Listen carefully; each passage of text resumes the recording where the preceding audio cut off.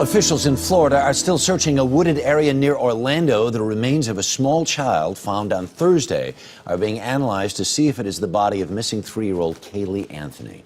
Joining us is criminal profiler Pat Brown and Kathy Reichs, a forensic anthropologist who is a member of Casey Anthony's defense team. Good morning to you both. Good morning. Good morning. Ms. Reichs, let me start with you. Assuming this is the little girl in question, what information could they find that might help exonerate your client?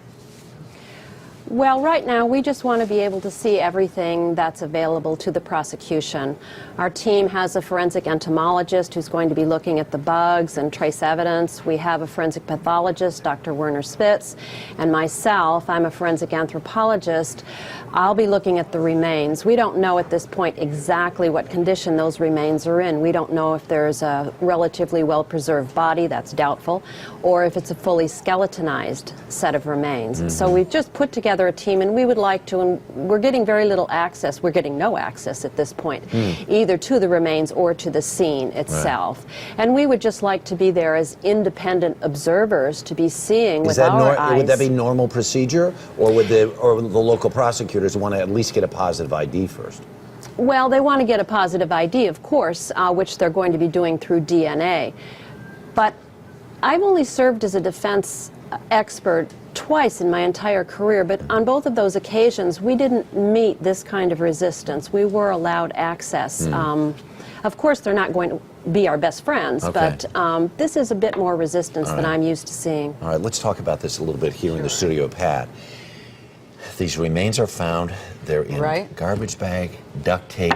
This place has been underwater for some time already. That's the big problem. Yeah, that really is. Well, you know, anytime you have water at a scene, it just really destroys evidence. It first of all helps the decomposition proceed quickly, and then everything gets wiped away.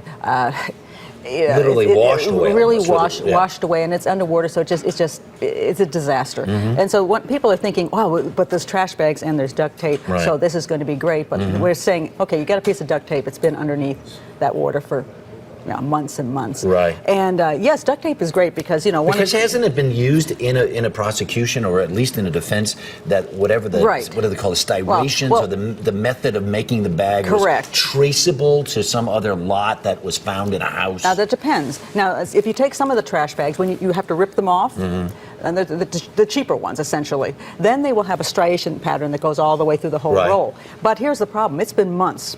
People use trash bags pretty regularly, so if you ripped it off and used it in the crime, chances are 6 months later you're not going to have that exact box. In the next box, all you can say is, oh, they bought the same brand, but I mean everybody buys the same brand, everybody in the neighborhood. The other problem is some of these actually don't have, they're not actually connected, they're separate bags, the fancier ones, so that's going to be a problem. Now here's one of the reasons I brought this one along. This is the lawn and leaf bag. The hope is that this bag, it would be one of these, one of the bigger ones, because you might keep this in your garage, not use it on a daily basis. So you can hope that this might be still there. And the duct tape, you know, this is great stuff. It gets fingerprints. You get your hair stuck on it, fibers, and you're in a rush, so you might leave things. You sometimes tear it with your teeth because you simply can't get it torn. And then you can have even saliva. But how about that water? It's probably going to destroy everything on there. All right.